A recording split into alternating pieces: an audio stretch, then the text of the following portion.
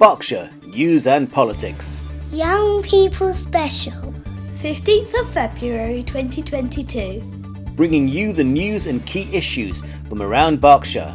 Young or old, whether you live in Reading, Bracknell Forest, Wokingham, Slough or the Royal Borough of Windsor and Maidenhead. Make it a point of listening to our podcast and watching our YouTube shows as we keep your finger on the pulse. Today we will be talking to some amazing young people from Slough Youth Parliament and finding out how they have been developed and have actually changed council policy and behaviour, and how you could be next.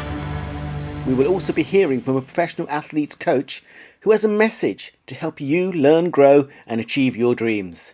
All here on Berkshire News and Politics, here to entertain, inform and empower you.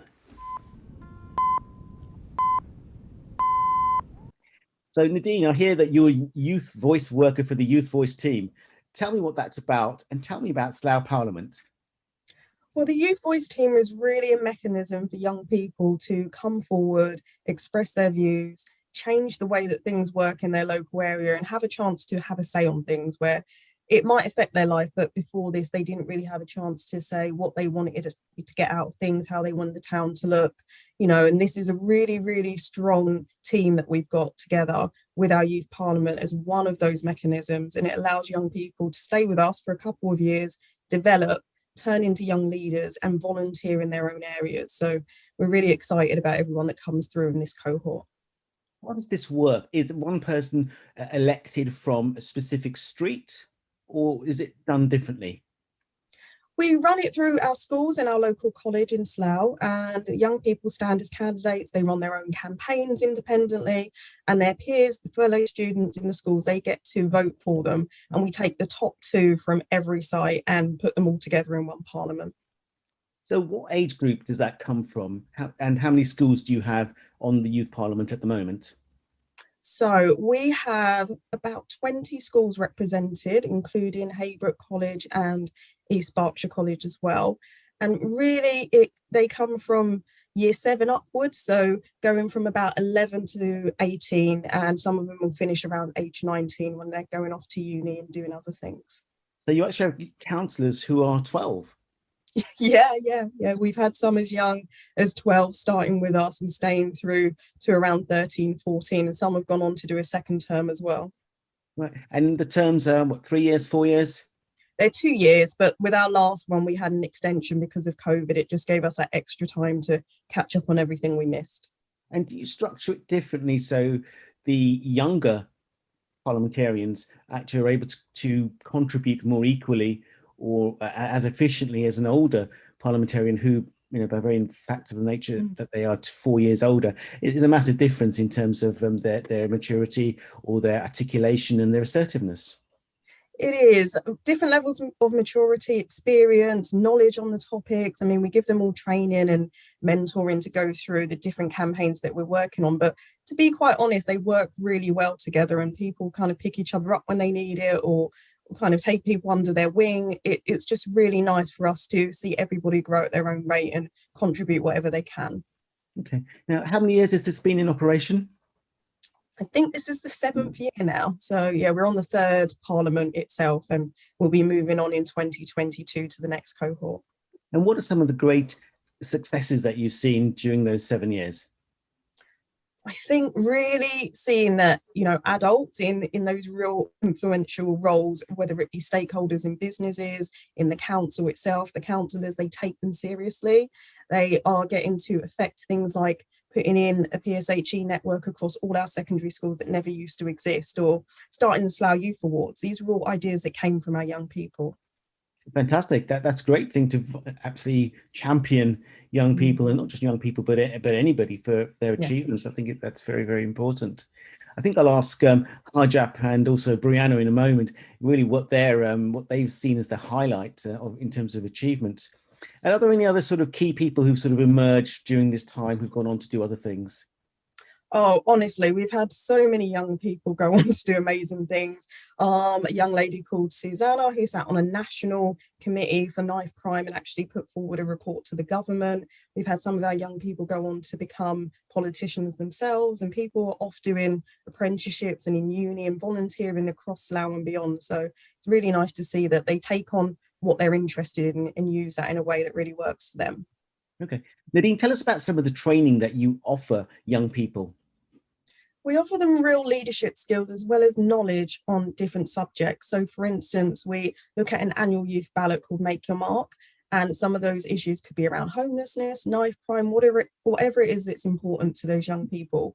And we bring in subject experts, local councillors, and we give them that opportunity to really learn about everything that's going on. And then they can, for instance, move on to things like being the member of Youth Parliament, which sits nationally for us, represents Slough with all the other elected young people across the UK, and can go forward in the House of Commons and debate things, and also bring our views towards committees and developments that are going on at a national level.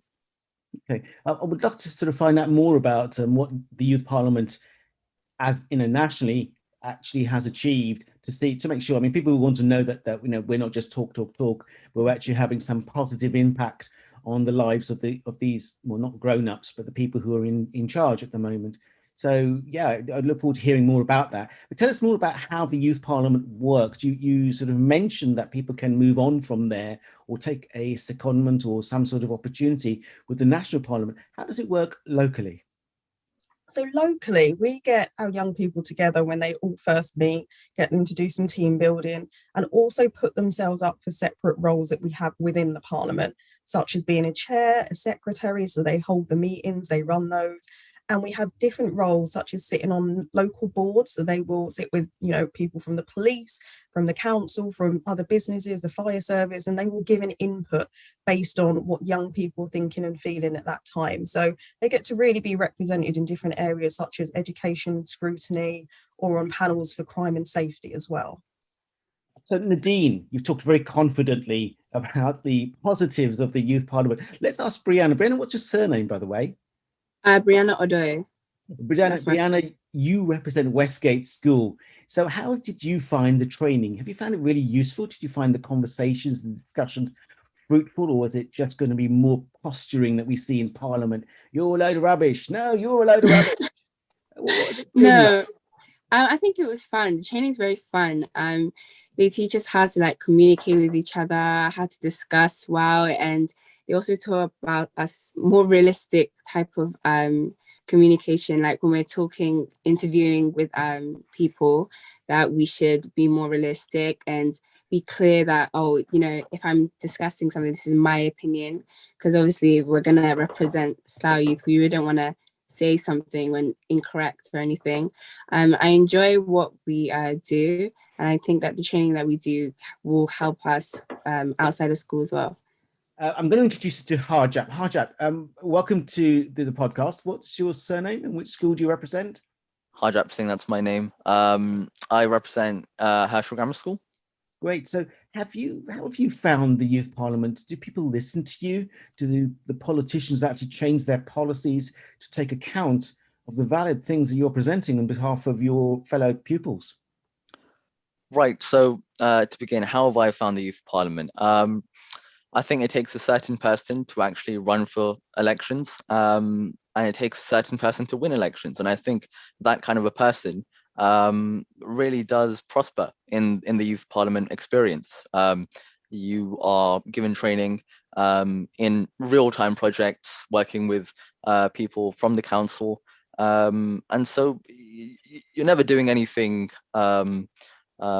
just for show, or you talk the talk and you walk the walk, and you get to do that through various projects. In terms of politicians listening to us, one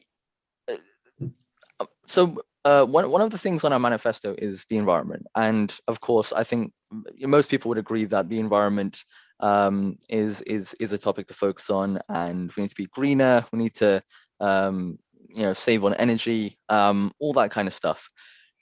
Our views are in line with quite a lot of the things that our local MP has been talking about in in Parliament in regards to the environment. And when asked about whether or not he would be able to help us out on our projects, he did confirm that he would come to view one of our projects, to be in one of our meetings. He is yet to be in one of our meetings, but he did attend the Slough Youth Awards. That's an example of listening. That's great to know that you feel listened to, because obviously that's an important part of this relationship that you have, young, old, middle-aged, to work together in terms of to produce a better future. So that's fantastic to hear that. And you mentioned it takes a certain type of person. So what sort of person, Harjaap, do you find that this role is suited to? I think the demographic is a bit broad for me to put a label on.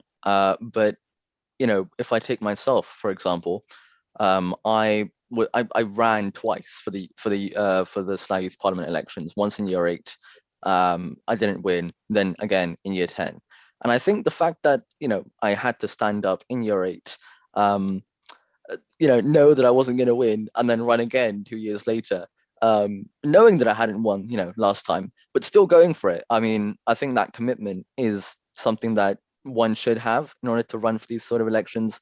But more importantly, the elections are run so that you can actually make a difference for the youth. And so, to have a vision that you're so aligned in, that you're able to sort of overcome any sort of obstacles that that are thrown at you, to have that, it's something. And not to toot my own horn, but I think that kind of behavior is needed for these kind of activities. And I think people that do have that kind of behavior, I would say, do prosper in this kind of environment. I certainly would agree that tenacity is a very important attribute, and don't give up easily. Yeah, you're gonna get knocked down, but get up and learn and move on again. So well done for that. Well, would you agree, Breanna, that tenacity is one of the primary skills that you, or rather attributes or approaches that you need as an individual looking to get elected? Yeah, it definitely takes someone who will be dedicated to us, because you doing this role is going to require someone who's willing to try their best, because at the end of the day you're helping people. It's not like you're doing this to be boastful, you're just doing this because it's a certain title. I also think it requires someone who's understanding and is willing to learn. Obviously you're not going to know everything, so if you're willing to go and listen to people and understand what the issues are and what you can do as a person to make a difference, then that would be great. That's a good thing. Breanna, can I ask, what sort of support did you have from school teachers, from the school, and also from your fellow pupils? Oh, my friends were very healthy. I think my friends were a good support. They found that it was cool that I did something like this, where I was able to take issues or little problems that the school students that think that are an issue in Slough. Also the teachers as well. The teachers are quite supportive. I remember talking to one teacher who works with mental health. So he's like a mental health assistant or something specific around there. And when I told him that I do Slough Youth, he was very interested and invested. Susie, Nadine mentioned before, she was a former member of this group, and he remembered her, and he said that he was very proud that she was very invested in what she was doing as well, and how he made a difference. And when he found out that I was taking part of it, he gave me advice saying, what I do is good, and that he also suggested that I can continue this outside of school, after school, when this whole time finishes. Great. Harjaap, have you found that students and the school have empowered you as well to take this role? I think, in what way would you say empower? Do you feel that you're actually representing them? So I'll give you an example. When you feel that you're representing the voice of people, and they've actually said this is what we want, or they've positively commented to you, you feel very empowered and liberated to say, well, do you know what? I'm not doing this on my own behalf. I'm going to have to get up and be embarrassed if I have to be, but I'm going to have to stand up and speak the truth or speak what these people want. So in that way, empowered. Yeah, I mean, a lot of the work that we do is for them, and so we have to work closely with them in order to sort of get these ideas out into our campaigns. And having worked with many young people, having sort of seen these fiercely opinionated sort of um, um, young people, being so eager to hop onto the projects that we've been sort of implementing in schools. I think it's nice to see, and I think it does. Yeah, I would say it is quite empowering to know that we've got sort of we are a team, right? We have them on our side, I guess, and Yeah. they're always a great help. And do you have a good forum at Herschel for people to come together to talk? And are people actually interested? Are there a lot of young people who are actually interested in talking about these things? Okay, so there definitely are a lot of young people that are interested in talking about these things. Um, throw this question out any time in the day, and you'll get a load of people giving you paragraphs and essays and all that kind of stuff. Because I think the conversations that people are having nowadays, regardless of age, just nowadays, like people are becoming a bit more aware of issues. People are getting a bit more opinionated because, of course, they see something that they agree with, they see something that they don't agree with, and they have these sort of healthy discussions and debates, and they're able to sort of gain knowledge from one another. And I think it's a good environment that they've cultured. And I think to have that environment as a young person, it is empowering to them. And I think the fact that we're able to provide that simply by asking the question, to then be greeted with so many discussions and debates, I think it helps us, it helps them, and I think it's good for everyone. It is, yeah. It sounds like you've really tapped into something there, all three of you, and also the Slough Youth Parliament, in a voice which people didn't even know they had. How do you think we can facilitate that further to help more young people talk more openly and honestly in a constructive manner, so issues can be raised, which then you and Breanna and other youth parliamentarians, or even just other politicians, can actually then take that forward to say, we're going to do something about this? What sort of things can we put in place, do you think, at a local level, within schools or within communities, to help young people, raise and discuss issues? I think I would say that young people have been this opinionated before as well. I think young people have always had a voice. I would argue, in schools. I don't think that we gave them a voice. I would only argue that they are using their voice a lot more nowadays, and I think the reason why is because it's because of social conditioning, right? Back in the day, schools in general, you go to class, do your work. If you do anything then work, then you're probably going to get a slap on the wrist and that kind of stuff. But nowadays, even teachers are becoming increasingly aware of social issues, and bringing them into the classroom. We talked about the PSHE network, a lot of fruitful topics being talked about there. But I'd argue that what young people lacked back in the day was a manner in which to voice their opinions. And I think it's lacking today as well. I think that social conditioning is needed, because the thing is, if I raised a concern a few years ago, I'd be disagreed with. If I raise the same concern right now, I'd be disagreed with also. But the manner in which I'm disagreed with is becoming increasingly less toxic, I'd say, because people are becoming increasingly aware on how to resolve conflict, or rather not conflict, but how to debate without pointing fingers at someone, but rather their argument, so to speak. A platform in which they can be taught how to raise concerns, raise issues, how to raise awareness in a way that it's constructive rather than destructive. I think that's something that we've done. I think young people have always had a voice, but I think what we're doing is making it a lot a better way, giving them a better way to raise their voice, so to So speak. it sounds as if the very process has allowed you to develop the dialogue and people get involved in discussing issues. Is that what you're saying? Yeah, I guess you could say that, yeah. Breanna, how have you found it with Westgate? Do you feel that you need a bit more? Would you like a bit more of some sort of a forum for people who want to be trained in perhaps critical thinking, how to talk about issues, how to raise emotional issues and have their emotions heard? Do you think that there is something there that you've got to the bottom of it, or is there some areas that you want to improve in? Not you, but the school, that you think that the school should improve in?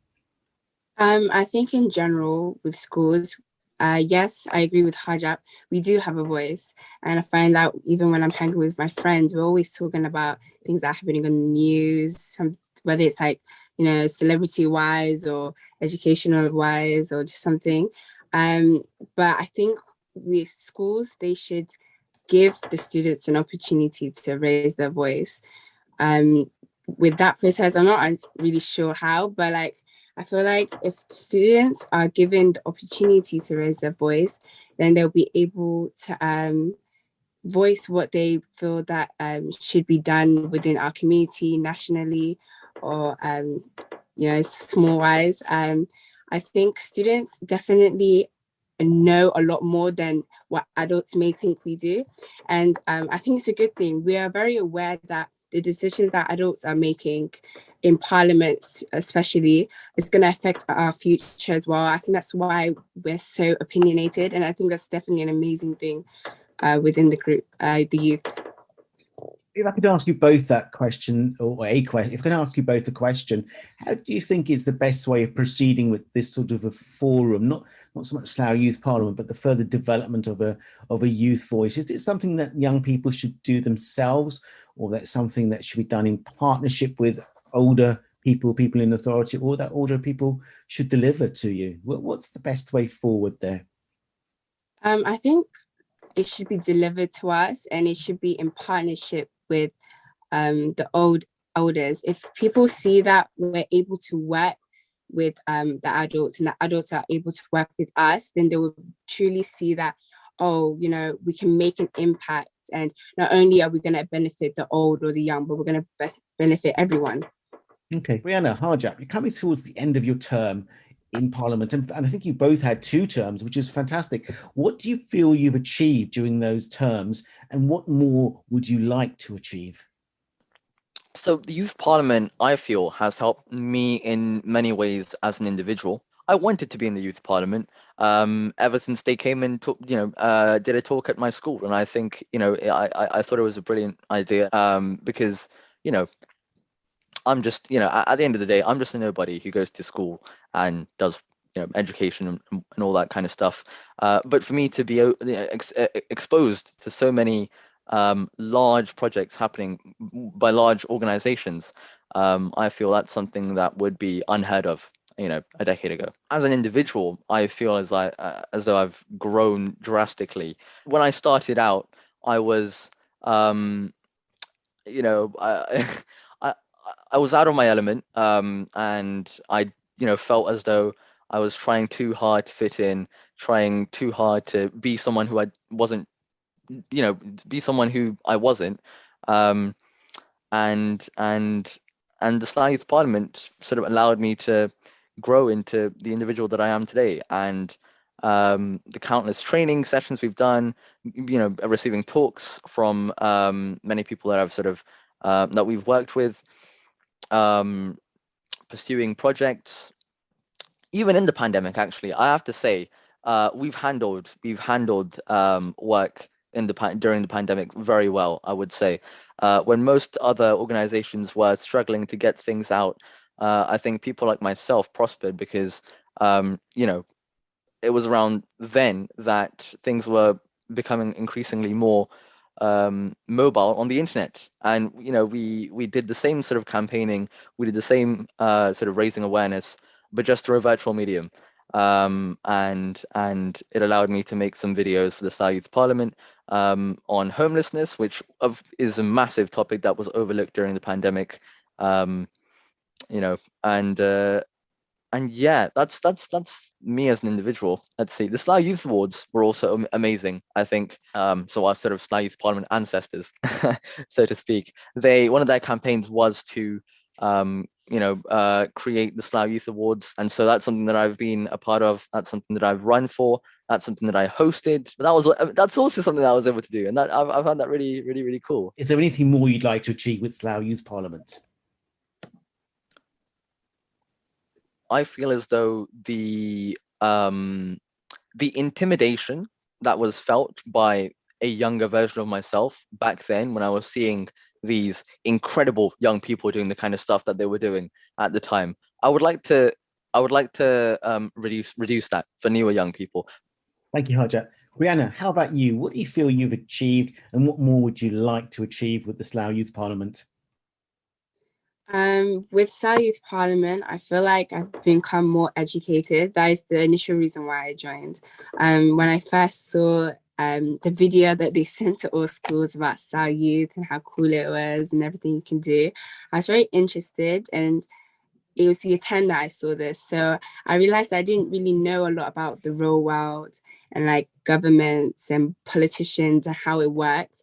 And Slough Youth allowed me to understand that it's not only the government and politicians that have a say in what we do and what happens in our communities, but we ourselves as the community have a say in what happens. And I'm very glad that Slough Youth has taught me that. And because of them, I was even able to convince our school to start peer mentoring again. It wasn't even my intention, but I simply wanted to know whether our school does it and the reason why we stopped and things like that. And then our mental health counsellor had asked me, what do you think is a good way to help students with poor mental health and to increase awareness of it? And I suggested peer mentoring because I remember being a peer mentor back in year 11, and the girl I was peer mentoring told me that she loves doing it, and she enjoyed knowing that even though she wasn't going to discuss her personal issues, she enjoyed knowing that there was a student there, specifically an older student, willing to listen to her. And I feel like Slough Youth allowed me to gain the confidence to not only become a peer mentor, but to also continue that policy that system that was happening in our school. And what do I want to do? To be more involved in the little activities and little sessions that are happening. I found myself very busy now that I'm older, and Slough Youth has also helped me to be more confident. Before I was very shy. And I was very scared, and I kind of wish that I'd push myself to do more. Like Harjaap, he's chair, congratulations to him. And I kind of wish that I had, ran for those roles. And I hope that with Slough Youth Parliament, if I ever do become, do anything like this outside of school and outside of a youth parliament, that I go for those roles that will really be impactful, and that I know that it can educate people or whatever it is that the role may help me limit to do. Breanna, Harjaap, do you have any final words of encouragement for young people thinking, should I, shouldn't I, or too scared? Don't let that fear, that little bit of doubt at the back of your mind consume you, and change your decision into applying. Because I'm telling you now, if you are nominated and you're chosen to represent your school, you will not regret it. You're going to enjoy your experience and all the new people that you meet. You also have amazing leaders as well, like Nadine, to support you and teach you what's right and wrong and the real world and all the issues. Slough Youth is very impactful, in my opinion. I definitely think it's amazing how you see students and young people talk about the different issues and their opinions. If you're interested in doing it, please nominate yourself and join. I think you definitely won't regret it. Harjaap, Breanna, and Nadine, thank you very much. Thank you. Thank you. This was Thank an interesting you. conversation.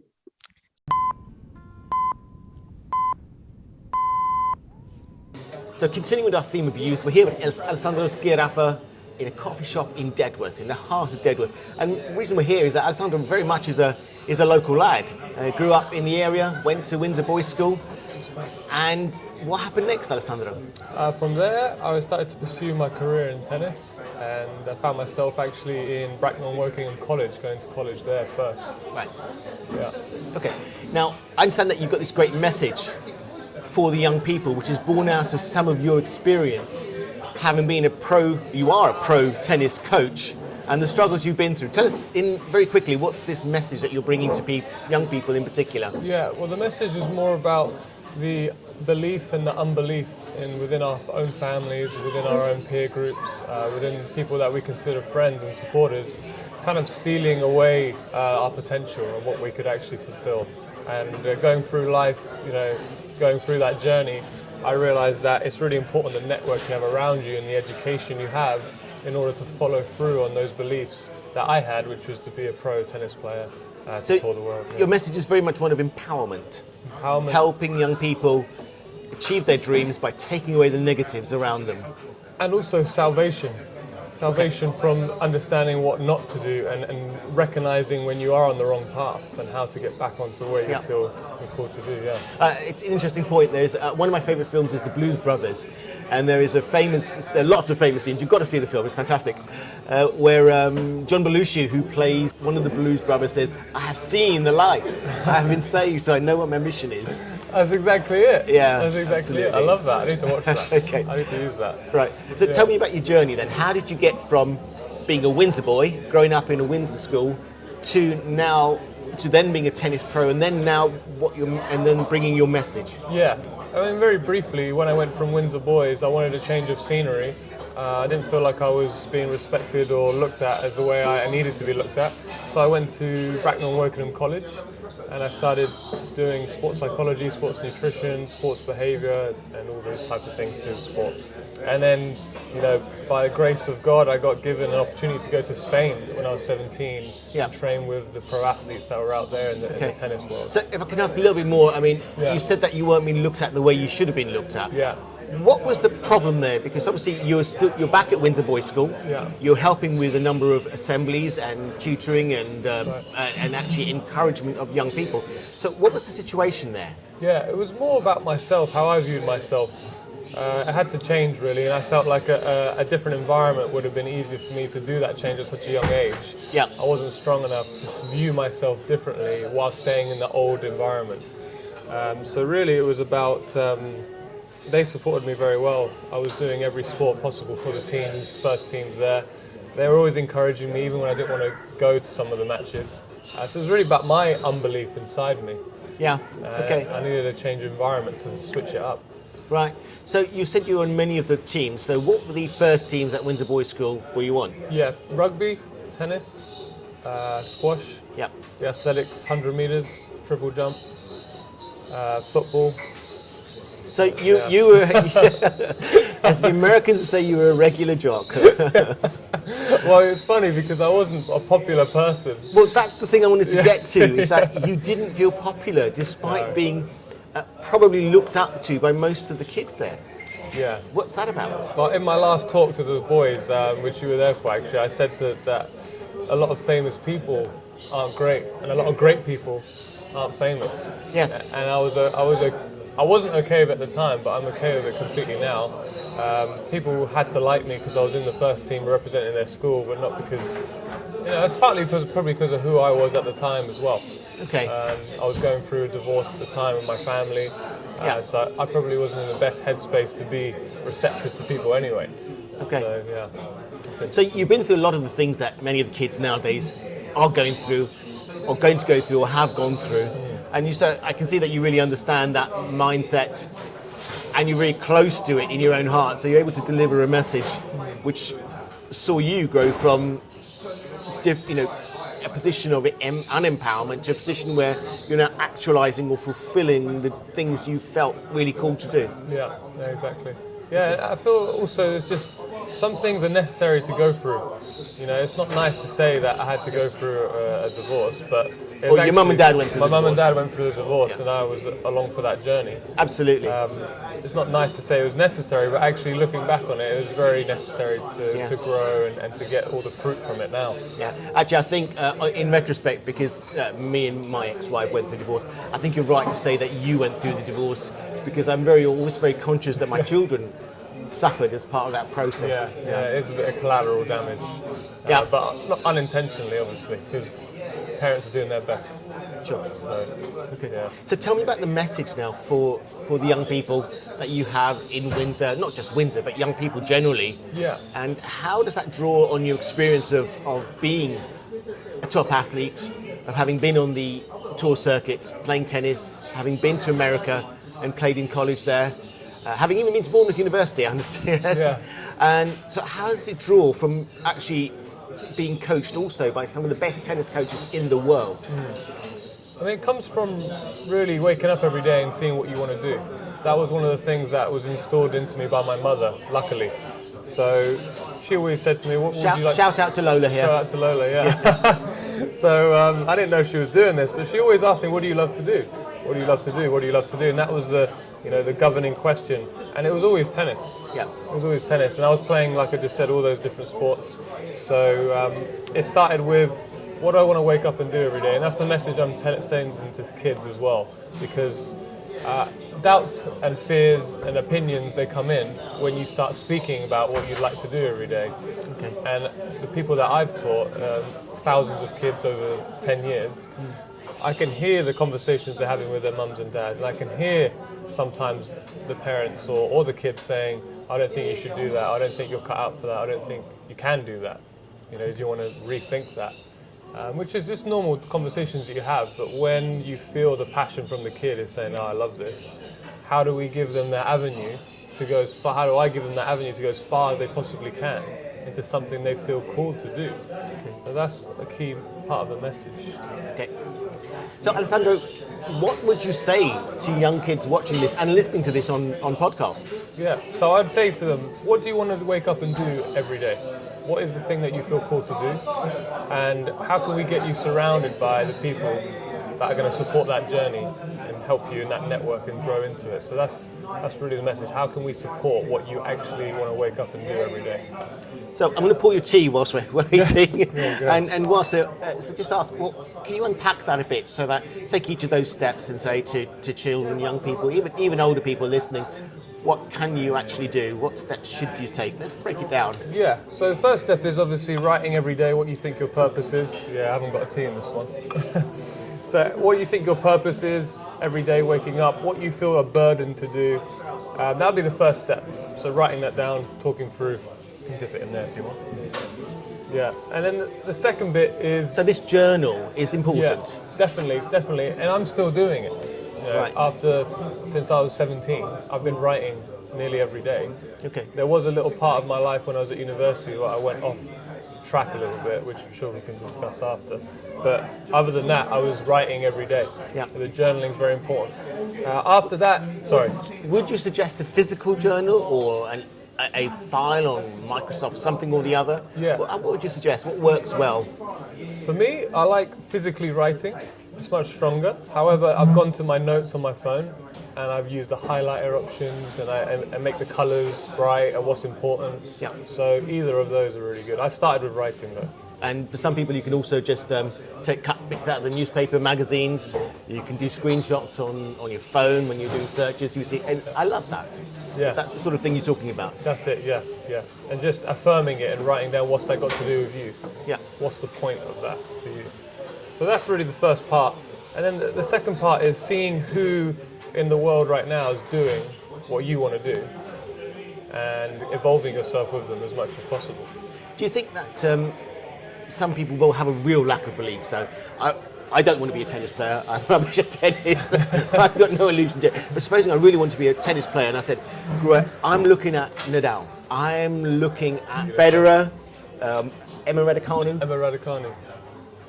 and you think the gap between me and them is so big. Yeah. How do you bring that belief in there?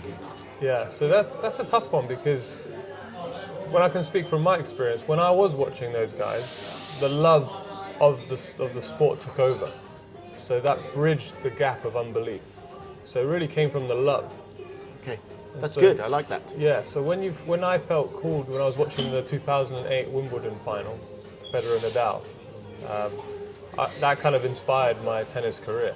Yep. And it wasn't that the level was like beyond me, because I knew it was, but it was like that I could be like that, because I'm watching them doing it and I feel the love that's going to be a lot of fun for me. So that's how I try and bridge the gap with love. See, how do you really want to do this? Like, even when it's miserable sometimes, even when it's difficult. So it's your passion for the sport and trying to hold on to that dream.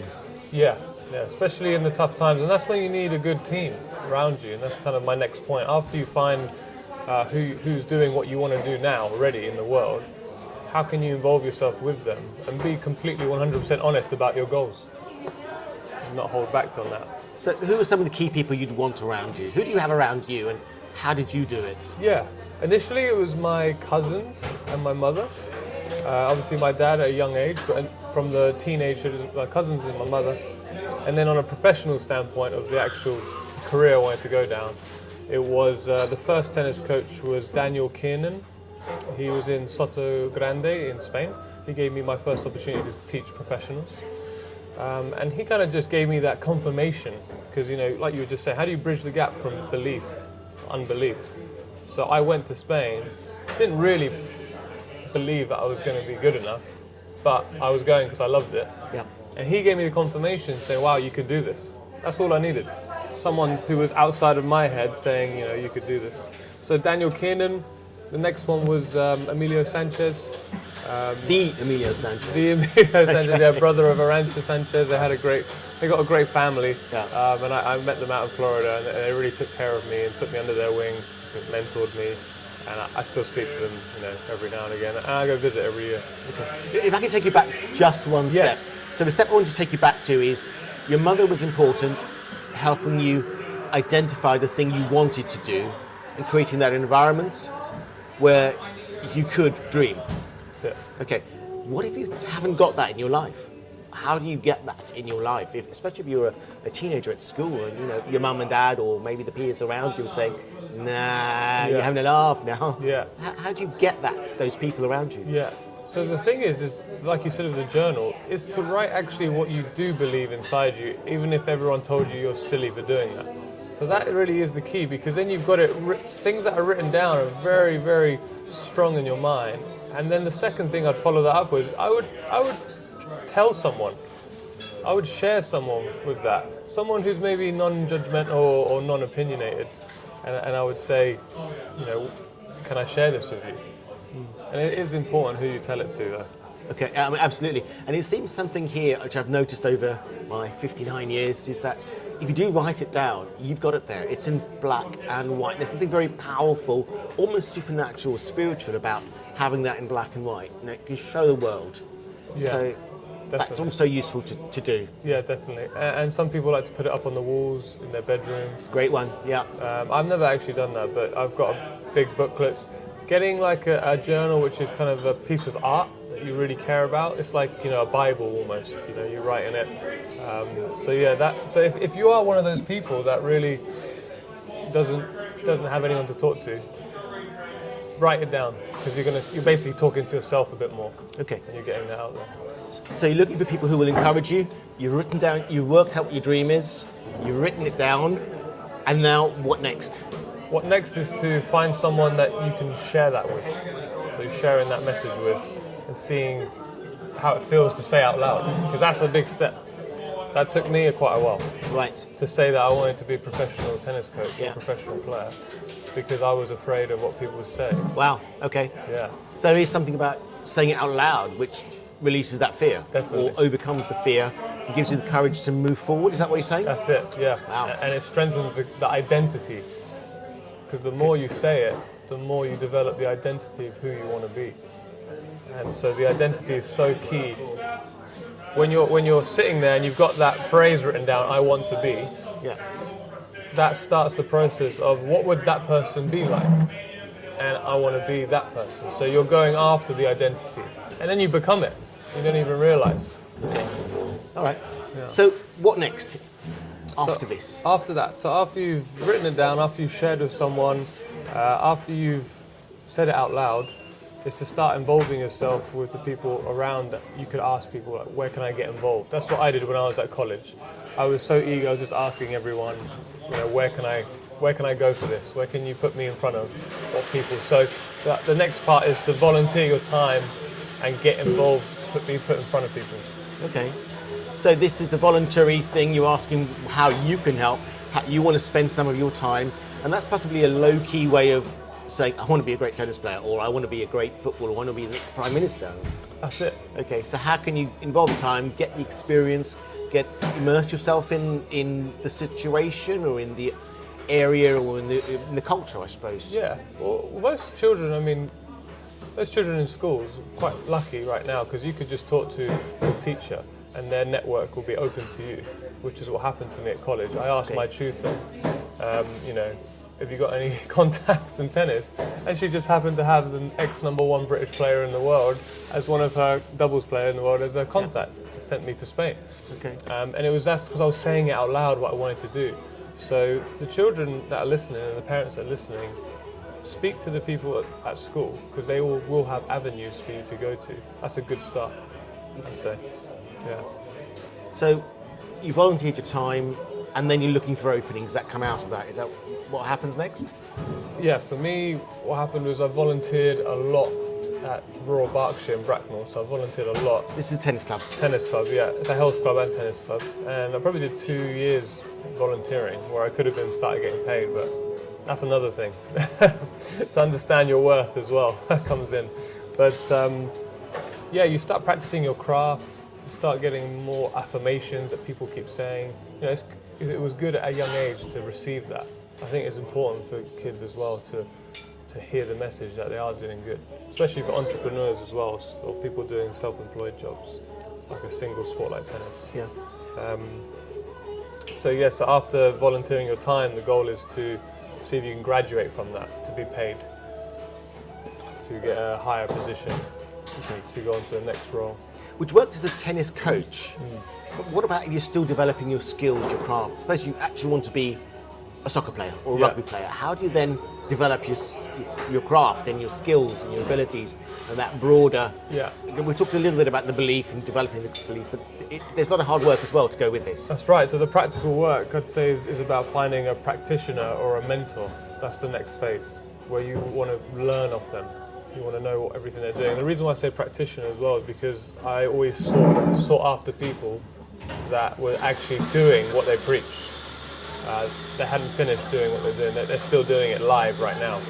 They're kind of very energetic people and they're still reaping the rewards. So the practical part, finding a trainer, a coach, a practitioner, mentor was amazing for me. Okay. So you're associating yourself with people who can help you, but you still got to do all the hard work. Do you go along with other players, other people who are in a year or two above you, or even in your same year, who are really good, and say, well, can I learn from you? Yeah, definitely. That's what I did. Some of my friends, they went on to go get scholarships in university in America. I didn't go at that time. I didn't think my level was right, or my education on that. I had no education on that. So I was training with them every day, and they went on to do the scholarship in tennis. So yeah, associating yourself with your peers, going to local clubs and seeing.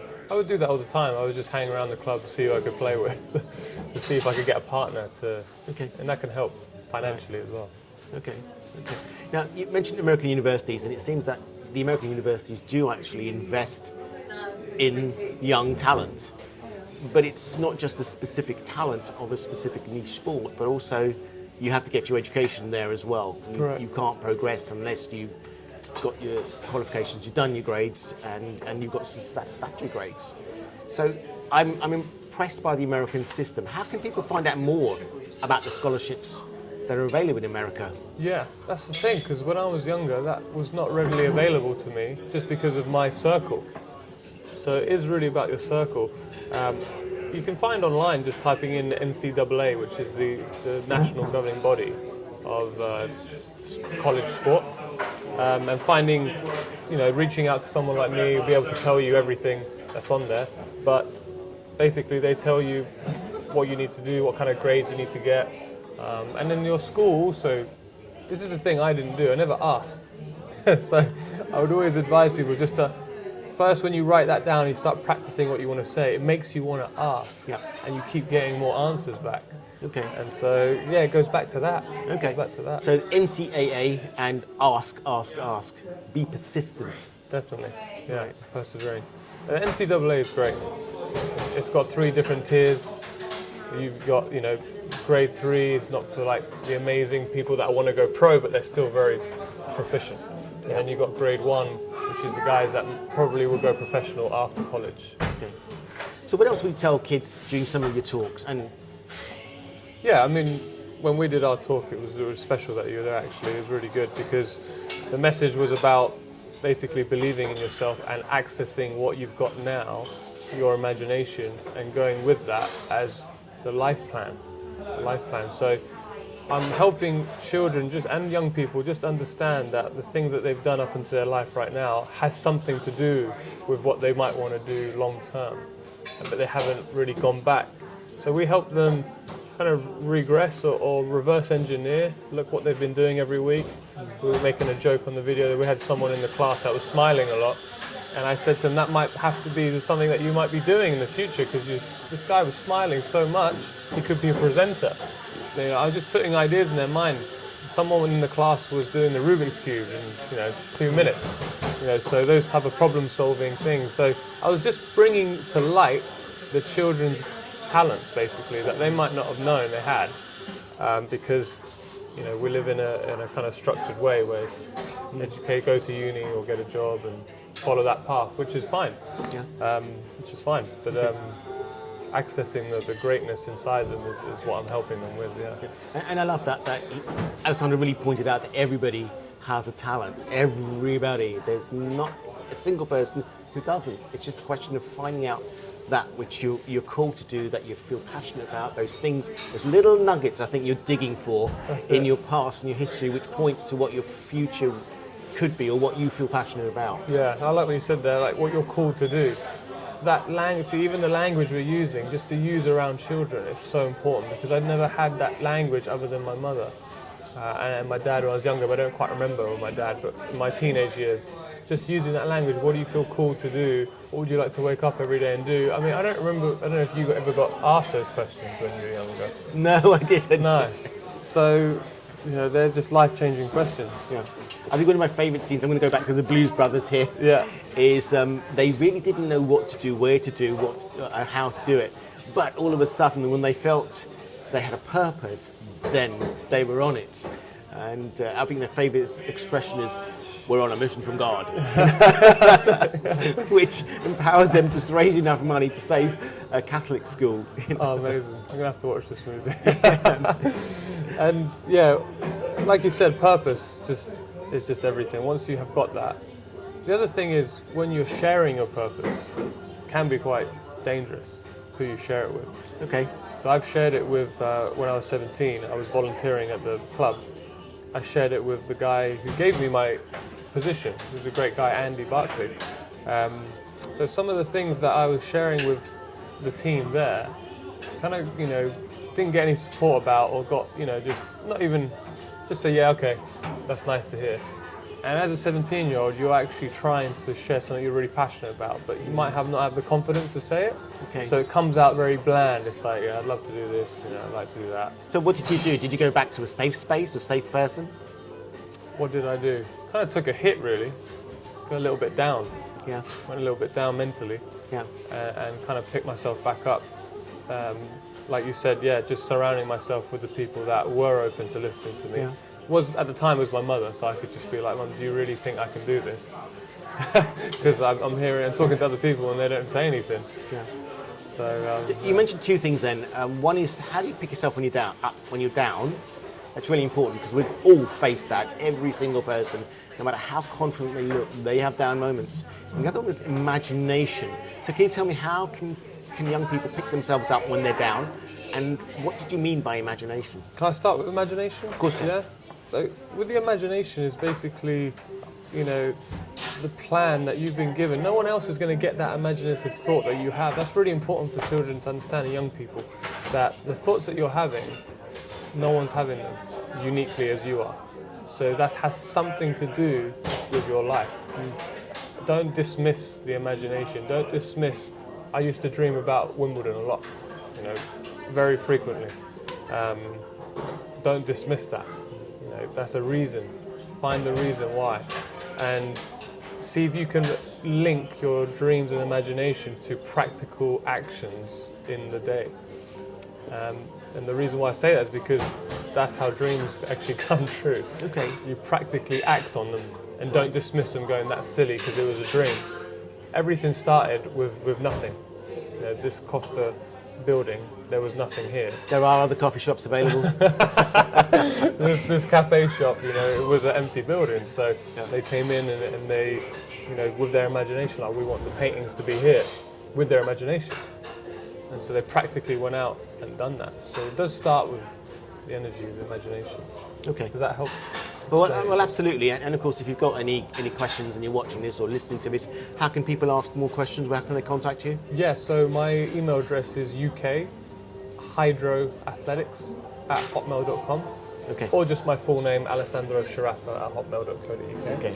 And I answer any questions, and I'd love to speak and help as many people as possible. Right. Yeah. So going back to the second question, how do you pick yourself up when you're down? Yeah. So recently, that's been quite a relevant topic for me, because going through lots of different journeys of supporting different demographics, and I really want to reach people, even people where I haven't been maybe used to helping.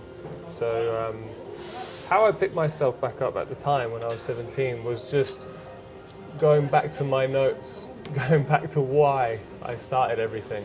Okay. And reading, you know, what I wanted to do, and then looking around as well, just to see is there like a better environment that would support that, because it might be an environment which is you might have outgrown. That's what I felt as well at the time. So when I was down, it was maybe because the environment around me was not ready to support what I wanted to do next. Yeah. And that kept me down. Yes. So I started to look, you know, where else would probably be supporting this level now, the level that I don't even recognise but I want to go to. So how I picked myself up is I started doing more research into where could support me more. Okay. Yeah. All right. Any other messages for young people listening and watching? I mean, there was a story I'd like to share. Is like when I was at uni, I went really far off this course, and I needed saving pretty much. So you went to Bournemouth University. Bournemouth University. And what were you doing at Bournemouth University? I was studying sports coaching sciences and sports psychology. Did you identify, did you want to be a professional tennis coach, or tennis coach for professional tennis players? Yeah, that's it. I wanted to be a professional coach in tennis. Yeah. I would love to do all sports like I'm doing now. So I wanted to get, you know, more education on it. So what was happening was the passion. This is interesting, actually. The passion I had for coaching was not matched by the course. Just wasn't matched. The level I was thinking and imagining at just didn't resonate with the course, or the tutors, or the content, or my peers. I was going into school with peers that they're like, I'm just here to have fun, I don't know what I want to do. I was like, that's strange, because I know exactly what I want to do. And so I kind of dropped away from the studies and everything. I fell away from my tennis because I was disheartened. I was like, I've just worked so hard to get to uni. This is supposed to be my most supportive environment, and it wasn't that. And Sure. Yeah, so I went off a little bit and needed saving, and I got saved by doing what I used to do when I was a kid. I just showed you, I volunteered. I started writing down things again. I started volunteering again, and you know, sooner than later, I was back on path. Great. So, Do you think it would have been any merit in actually pulling out of that course? You're in there first year, first few months, you realise this is not going in the right way. Your peers don't have the right mentality, and they're not going to help you achieve. Do you think you could have been a little bit ruthless, and maybe an idea would have been to cut that first year and say, great, I've had enough of this, I'm out? I think it would have been a benefit. Yeah. Hard to say, because I carried on and persevered. Which is another good message. Persevere. Because you want to be sure before you make the decision, like, all right, maybe that was the first year. Yeah. I feel like that happens with people's relationships as well. They're like, well, maybe that was just that time. Well, then it's the second year, and then the whole relationship's like that, which is my experience. That's me put in my place. So I did another year to be sure. Yep. And then I did everything I just said, all those steps.